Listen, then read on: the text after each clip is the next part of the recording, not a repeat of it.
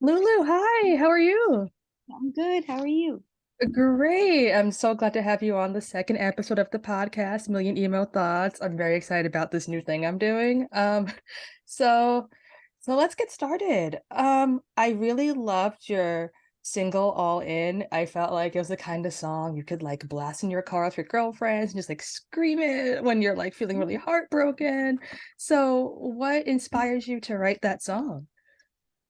Um, I honestly, it was actually a really difficult song for me to write because I feel like most of the songs that I write and that come to me very easily are like coming from a very reactionary place where if like my feelings have been hurt or just generally upset, I'm like writing as a means of like processing my emotions. And I just I got really fed up with myself and I was like, I've written so many sad songs. I just want a song like I don't want it to be a love song. I don't want it to be anything other than like a song about having fun, like for the sake of having fun. And Kim Petras has a song called I Don't Want It at All. And I was I like, love I that want song to so a much. song that is like I Don't Want It at All's cousin. I want them to be like in the same sphere. So, Oh no, I love your music taste. Kim Petras is amazing. I oh my love everything she does.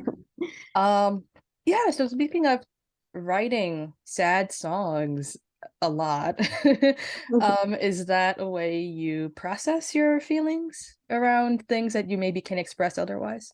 Yeah, 100%. I think that music has always been um, like the vehicle through which I express myself. Like when I was young, just listen before I was writing music, just listening to music um, was how I like self-soothed when I was feeling upset. So I think being able to write out my emotions is helpful. One, because I'm able to sort of like parse through what's going on, but at the same time, like music is so dramatic.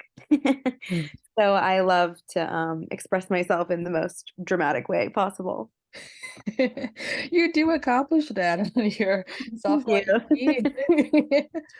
So, about muscle memory, what is the reasoning behind your title? Because I feel like that's something that maybe if you've been through a lot of breakups, you sort of just have memories of this person and what you've done together, and it's sort of hard to get rid of. Yeah. Um, Muscle memory is actually inspired by a lyric in my song Already the End, where I sing muscle memory means the break ain't always clean. Um, and it's really just about how, you know, when you end a relationship or a friendship with someone, there's so much more to it than just saying like, okay, we're done now, goodbye. You know, there's there's a physicality to it where, you know, you hear a funny joke or you hear a song or you see a TikTok or you see a meme and you're like, oh, this person would think that's so funny. I want to send it to them. I want to reach out and say, oh, remember when we did X, Y, and Z? And you just can't. It's, you know, uh it's about like breaking habits, which I think are there are so many more like bits and pieces to ending a relationship than just ending a relationship, and it like really bleeds into your entire life. So that's that's what it is about. Yeah, sorry about that. So speaking of breakups, I've been through a few myself that have been very like hard to get over because you either spend a lot of time with this person and they are with you through formative parts of your life, right? So it sort of sticks with you even if you don't have anything to do with this person after that. Hmm. Um, and I feel like your other song, Being Alone is the Best. One, it totally is. I totally agree with that. But then also I know it's about how you were new to LA and I guess it was difficult for you to adjust to the scene there. I'm not from LA, so I have no idea what that scene is like. Um, it was definitely an adjustment, but it was more so that like I the group of friends that I had been hanging out with and like been investing my time and energy in. were the wrong people. And I sort of came to this realization where I was like, either I continue to hang out with people that make me feel small and stupid and not fun, or I hang out completely by myself. And it was, at the time, I think I was 25 when this was happening, so it was like my quarter life crisis. And I was like, okay, which is more painful? Like being alone with my thoughts or being with people that are not nice, but at least I'm not by myself. So it was a thing where I was like, I can't be around these people anymore, and my only other option is to be by myself. So I wrote being alone as the best, as again a means of self-soothing, sort of saying like, no, you're fine. Like being alone is good, girl. Like you're having fun. um, just sort of trying to convince myself of it. Right. And what was that process like trying to convince yourself of that, okay, like I'm having fun? Because I feel like that could be harder It to was do. very, it was really hard. I think it was hard also because it required me to look at myself very critically and honestly and sort of really come face to face with the parts of myself that I didn't love. And so I think, in a way it was good because I did a lot of growing that I didn't necessarily want to do. I was sort of forced into it. Um, and then eventually, it became true. Being alone now is fine because I know how to entertain myself. I know how to exist on my own, and I like myself, so I like to being alone with myself is like okay now. But at the time, it was it was really hard. It was a lot of work. Right. And I think that's such a big concept, being able to be alone with yourself and like it. That could be very hard to do. So, and I'm asking a lot of questions about this. Just find this really interesting. Like, what made you like being alone and just taking in that time for solitude? um I started to like find new hobbies and find Mhm. things that I like to do. Because for such a long time, I felt like my favorite things to do were like hang out with my friends. I'm like such a girl's girl, Mhm. and I only have brothers, so Mhm. I have always wanted a sister friend. Mhm. So I was like, oh, I need to be with my sister friends. I need to be doing things with my sister friends. And then having no sister friends, I was like, okay, so what do you like to do then when you're by yourself? Because the only thing that I had liked to do when I was on my own was make music. And at the time, I was hurting so bad that I was like, I don't even, I have no motivation to like pick up my instrument and write. So I was like, well, what else? What else do you like to do? What else are you good at? What else like makes you feel like your cup is full? And I started painting. Only frogs, though. I was only painting frogs. And then I was like, oh, this is funny. Like, I am doing things that I didn't think I could do, and I'm surprising myself. So it's like being alone with myself, it can be just as exciting as being alone with someone else. So I think it was, a time of deep self-exploration. I love that you were painting frogs only. Those are the only thing It you was were only frogs. And I tried to paint other things, and I was like, this is just not hitting. Speaking of your family, I know you come from a very musical background. So, how has that inspired your own artistry? What have you taken from that? Um, I think truly I'm really inspired by my brothers. Both of my brothers make music. Um, my older brother has been making music since he was like 5, Mm. and I think it was him and his musicality that really gave me the confidence to start making my own music. Because I think when you're young, you see artists and musicians, and it feels like a very distant dream to Mhm. be able to make music when people are older than you, but my brother has been making music for forever, and I was like, "Oh, if he can do it, then I can do it too." And just both of my brothers are so talented, and they both create things that are so outside of the box that you wouldn't expect, and that's very inspiring to me to be like, "Oh, you went in a direction that I was not anticipating," and that makes me want to rethink all of my, like, initial instincts, like, can I elevate this in the same way that they did? So, Absolutely, I think you've accomplished that, by the way. thank I love the you. whole EP. Thank you. So speaking of like, I guess happier songs that maybe inspire you that aren't maybe so sad. What do you listen to like get yourself in the mode of like songwriting? Oh, I mean, to get in the mode of songwriting, don't feel like I necessarily listen to, like, particularly happy music.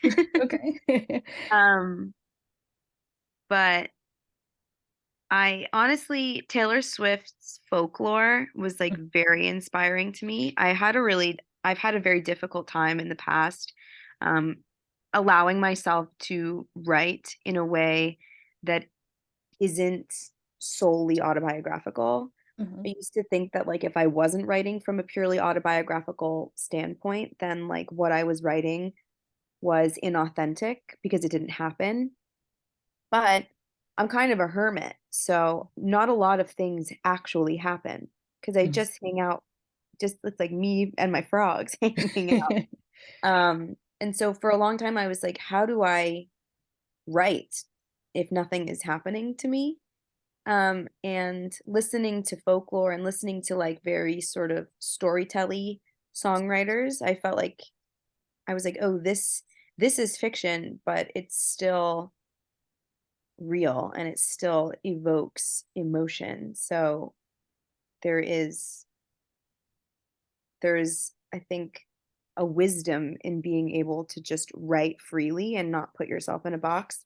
And I had been really putting myself in a box, so folklore was very inspiring to me. I love, Carly Rae Jepsen. Mm. She's the queen. Kim Petras.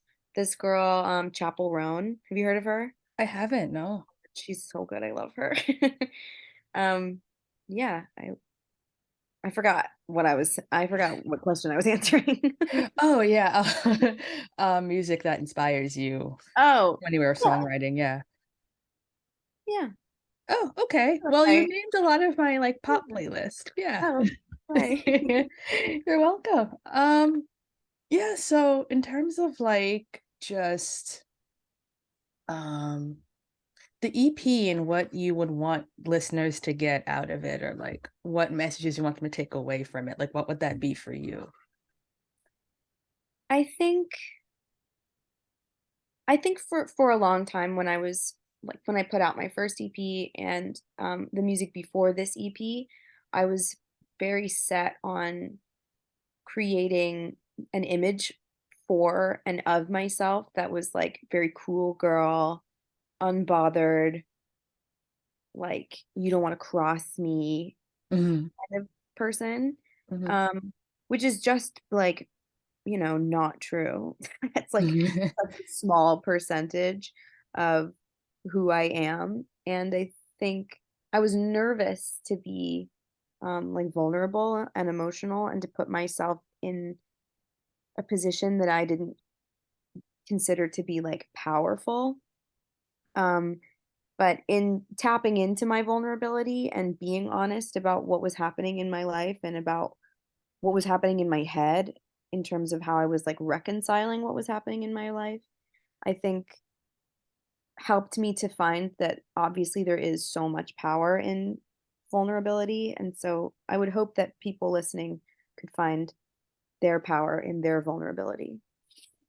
That's such a great way to put it. I feel like finding power and vulnerability could be really hard, especially when you're confronting tough issues like maybe you've been through an assault or some sort of violence or just like a really horrible breakup that made you spiral and just question what the rest of your life would look like.